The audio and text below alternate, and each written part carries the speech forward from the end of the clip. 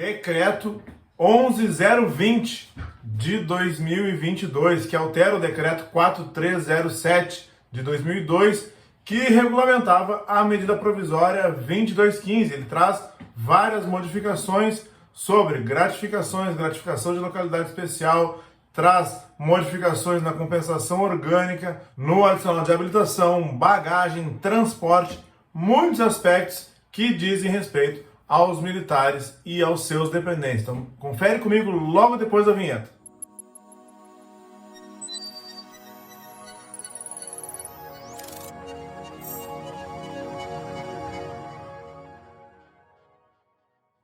Bem-vindos de volta! Se você for novo por aqui, pausa o vídeo agora, se inscreva no canal aqui embaixo, ative todas as notificações, deixe seu like, compartilhe nosso conteúdo e comente, quem sabe o seu comentário não vira um Augusto Leitão Responde. Passe nas nossas redes sociais, nós temos o meu Facebook e meu Instagram, o @Augusto Leitão. Lá você encontra trailers, vídeos e algumas frases que você pode salvar e compartilhar. É o @Augusto Leitão. Me segue por lá também. Conhece meu site, augustoleitãoadvocacia.com.br, e faça tudo isso que eu falei para que o YouTube entenda como relevantes nossos vídeos, como relevante o nosso conteúdo e entregue ele sempre para você e para mais e mais pessoas. Então, bom, como eu ia dizendo, o decreto 11.020 de 2022, ele altera o decreto 4307 de 2002, que é o decreto que continua valendo e é o decreto que regulamenta a medida provisória 2215, mas ele traz várias pequenas modificações. Eu vou trazer aqui elas comentadas com vocês. Nós temos aí vários slides, eu printei tudo, fiz uma coisa diferente. Eu peguei todas as alterações e fui lá no decreto 4307 e montei ali, coloquei o texto original e o texto modificado, o texto original e o texto modificado, que é como fica na prática depois lá no site do Planalto, da Presidência da República. Isso é feito depois, ainda não foi feito, deverá ser feito nos próximos dias, mas acho que fica mais fácil de entender exatamente o que foi modificado. Então vamos lá, vamos colocar o primeiro slide na tela. O primeiro slide, slide 1, fala só do objeto do decreto, eu acabei de falar para vocês, e logo abaixo eu colei o decreto todo, que foi bem modificado por esse decreto 11.020. Então vamos para o próximo slide, o slide de número 2, já começam as alterações na prática. Traz algumas alterações no conceito de sede. Disse lá, por exemplo, que a sede pode abranger uma ou mais OMs, poderia abranger antes só um município ou municípios vizinhos se fossem interligados, e agora pode abranger município, municípios vizinhos sem interligados e algum local isolado, se houver um ato do ministro da Defesa. O dependente, houve uma pequena alteraçãozinha de constantes para registrados no texto do inciso 3º do artigo 2 do decreto. Pequenas alterações, como eu disse. Bom, primeira alteração com relação aos adicionais no slide 3, o adicional de habilitação. Eu não gostei muito da redação como ficou, porque ele diz assim: o adicional de habilitação é a parcela remuneratória mensal em relação aos cursos. Tudo bem, até aqui nada demais. E lá no parágrafo primeiro, tá ali: caberá ao ministro do Estado da Defesa ouvir os comandantes das forças. E agora olha só: estabelecer os cursos que darão direito ao adicional de habilitação. Até aqui tá igual, como estava antes, mudou ali de artigo para parágrafo, tudo bem. Vírgula. Observada a disponibilidade orçamentária. Eu não gostei nem um pouco dessa observação aqui, por conta de deixar tudo pronto e preparado para daqui a pouco não concederem ou reverem o que deve ser considerado altos estudos, o que deve ser considerado aperfeiçoamento, especialização, dizendo que, por exemplo, não tem disponibilidade orçamentária e isso está previsto em decreto. Aí, quanto à tabela do adicional de habilitação, antes ela estava prevista lá na medida provisória 2215 e agora ela está prevista no anexo 3 da Lei 13.954. Aqui, sem problema nenhum.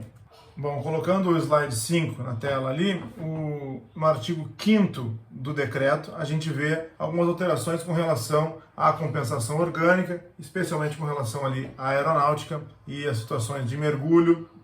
Também poucas modificações com relação à compensação orgânica, nenhuma ressalva a fazer nesse momento aqui.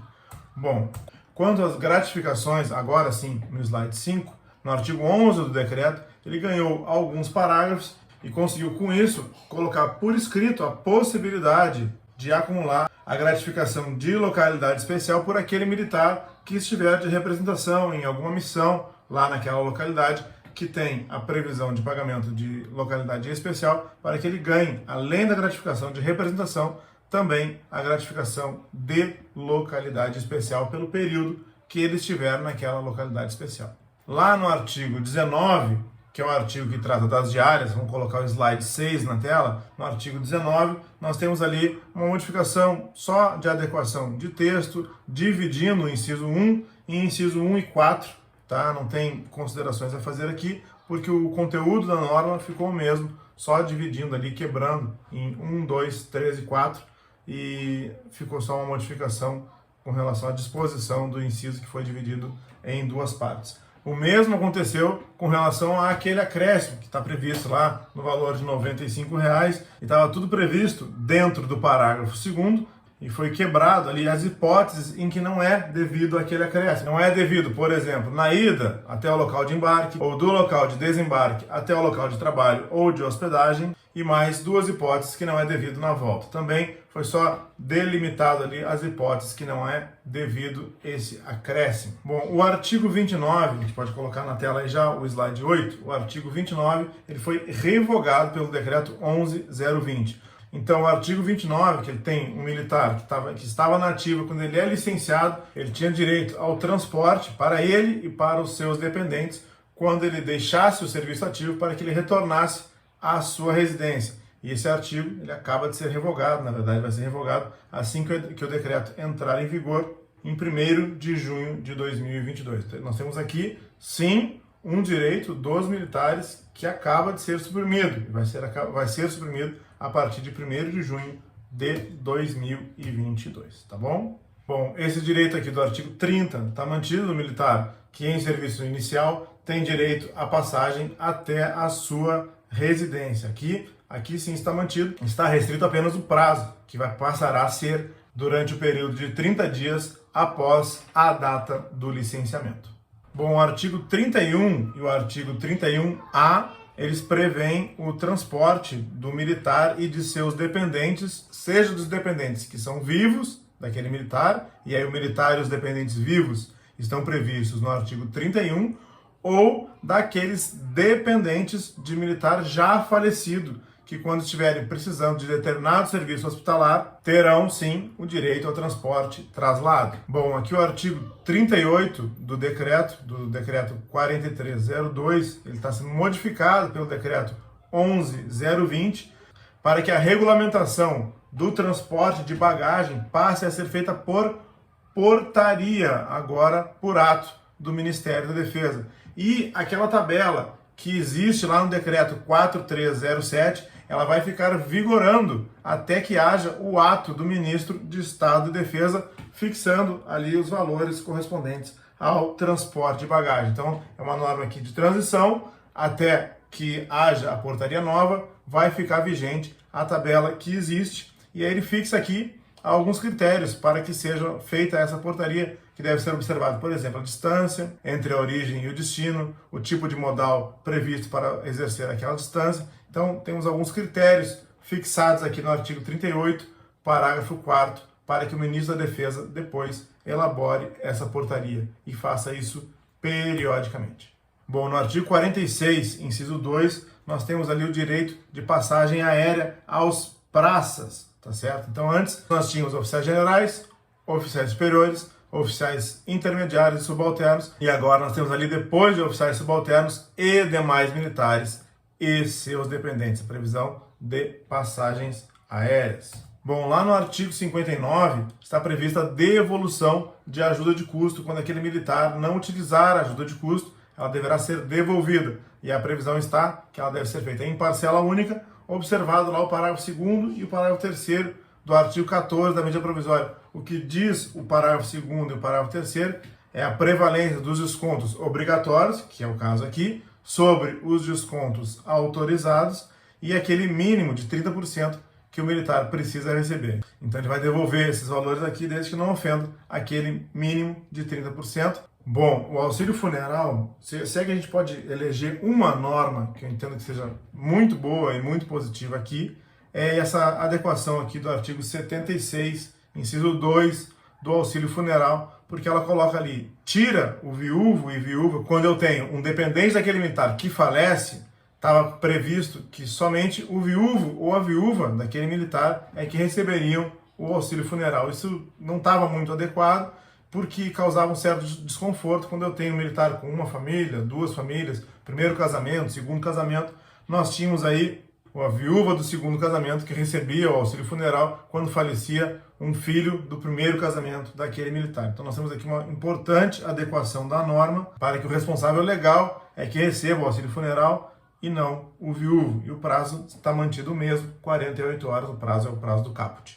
No artigo 79 nós temos algumas modificações com relação ao auxílio invalidez para viabilizar e lembrar os militares de que eles podem perder, sim, o auxílio invalidez desde que eles não preencham aqueles requisitos que são estar em condições similares a de um hospital, estar internado em casa, precisar de cuidados especiais, aqueles requisitos do auxílio invalidez e que não necessariamente são os mesmos requisitos da reforma por invalidez, são outros requisitos, além daqueles requisitos previstos na reforma por invalidez. E aí que o parágrafo único, ele fala do valor, fala das 7 cotas e meia de soldo, que pode ser do posto que aquele militar tem, ou da graduação que aquele militar faz jus. Ou ainda, no mínimo legal, que é aquele mínimo previsto na Lei 11.421, essa lei que é de 2006, depois ela teve a sua redação alterada por uma lei de 2012, e nós temos aquele valor ali baixo e que não é alterado desde 2012, o mínimo do auxílio invalidez. Lá no artigo 81, temos uma ressalva com relação às diárias, que elas não entram no valor de cálculo para o 13º, uma ressalva aqui. E por fim, o artigo 99 foi a revogação de uma norma que já deveria ter sido modificada antes. É só uma adequação do texto do decreto e a revogação dessa parte aqui do artigo 99.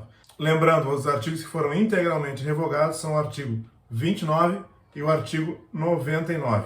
E a data que esse decreto vai entrar em vigor é 1º de junho de 2022, ou seja, ele ainda não está em vigor, mas em 1º de junho de 2022 ele estará sim em vigor. Certo, senhores? Senhoras, se vocês gostaram desse vídeo, pausa o vídeo agora, se inscreva no canal aqui embaixo, ative todas as notificações, deixe seu like, compartilhe nosso conteúdo e comente. Quem sabe o seu comentário não vira um Augusto Leitão Responde. Passe nas nossas redes sociais, nós temos o meu Facebook e meu Instagram, o @Augusto Leitão. Lá você encontra trailers, vídeos e algumas frases que você pode salvar e compartilhar. É o @Augusto Leitão. Me segue por lá também. Conheça meu site, augustoleitãoadvocacia.com.br, e faça tudo isso que eu falei para que o YouTube entenda como relevantes nossos vídeos, como relevante o nosso conteúdo e entregue ele sempre para você e para mais e mais pessoas. Um abraço a todos, fiquem com Deus e até o próximo vídeo.